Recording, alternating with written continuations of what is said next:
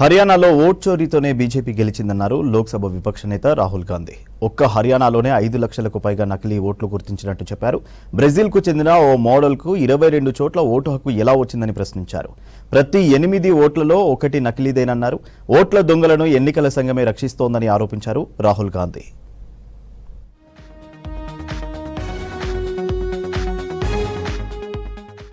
ఎన్నికల సంఘంపై మరోసారి తీవ్ర ఆరోపణలు చేశారు లోక్సభ విపక్ష నేత రాహుల్ గాంధీ. 2024 హర్యానా అసెంబ్లీ ఎన్నికల్లో పెద్ద ఎత్తున ఓట్ల చోరీ జరిగిందని చెప్పారు. బీజేపీ ఈసీ ఓట్ చోరీపై ఢిల్లీలో పవర్ పాయింట్ ప్రజెంటేషన్ ఇచ్చారు. రాజ్యాంగ వ్యవస్థలను దుర్వినియోగం చేస్తూ 25 లక్షల ఓట్లను బీజేపీ దొంగలించిందని ఫైరయ్యారు. ఎన్నికల్లో పోలైన మొత్తం ఓట్లలో దాదాపు 12.5% నకిలీవేనన్నారు. ఓట్ల దొంగలను ఈసీ కాపాడుతుందన్నారు Rahul. How an entire state has been stolen. We suspected, once we did Madhepura, once we did Aland, we suspected that this is not just happening in individual constituencies, it is happening at the state level and at the national level. Haryana assembly ఎన్నికల్లో 5 లక్షలకు పైగా నకిలీ ఓట్లు గుర్తించినట్లు చెప్పారు LOP Rahul Gandhi. బ్రెజిల్కు చెందిన ఓ మోడల్కు 22 చోట్ల ఓట్లున్నాయని తెలిపారు. Photo ఒకటే అయినప్పటికీ సీమా, స్వీటీ, సరస్వతి లాంటి వివిధ పేర్లు, వయసులు, జెండర్లతో దొంగ ఓట్లు సృష్టించారని చెప్పారు. ఫేక్ ఫోటోలతో 1,00,000కు పైగా ఓట్లున్నాయని తెలిపారు. తప్పుడు అడ్రస్తో 93,000కు పైగా ఓట్లు గుర్తించినట్లు చెప్పారు. Proof. Who is this lady? How old is she? Which state does she come from? You sure? You're absolutely sure she's not from Haryana? Okay, but she votes 22 times in Haryana. And she votes in 10 different booths in Haryana.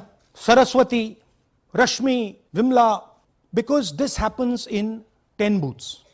That means that this is a centralized operation. హర్యానాలోని ప్రతి 8 ఓట్లలో ఒకటి నకిలీదేనన్నారు రాహుల్ గాంధీ. హర్యానా ఎన్నికల్లో కాంగ్రెస్ గెలుస్తుందని అన్ని exit polls చెప్పినప్పటికీ తాము ఓడిపోయామన్నారు. Elections జరిగే టైంలోనే దొంగ ఓట్లను కుట్రపూరితంగా నమోదు చేస్తున్నారని ఫైర్ అయ్యారు. ఓటర్ లిస్టుల్లో భారీగా అక్రమాలు జరుగుతుంటే ఎలక్షన్ కమిషన్ ఏం చేస్తుందని ప్రశ్నించారు Rahul. 5 top exit polls after the elections have taken place are saying Congress is sweeping from 58, 54 to 62 seats. Some are giving BJP 20, some are giving BJP 28, but it's very clear that this is a massive sweep. Normally, postal votes and the actual voting are directionally similar. And here the Congress gets 73 votes, 73 seats in postal ballots, BJP gets 17. And this has never happened in Haryana before.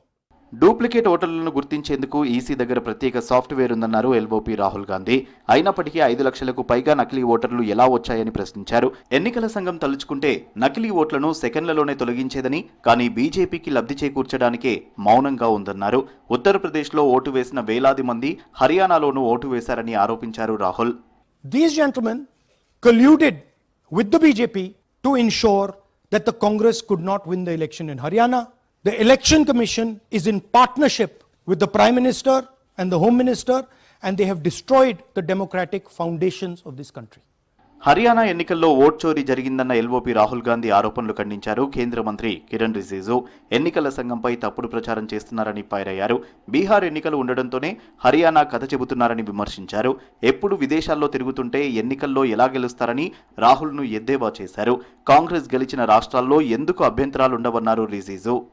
अब चुनाव के समय वो विदेश जाता है, parliament चलते समय राहुल गांधी छुपके से कंबोडिया निकल जाता है, थाईलैंड निकल जाता है.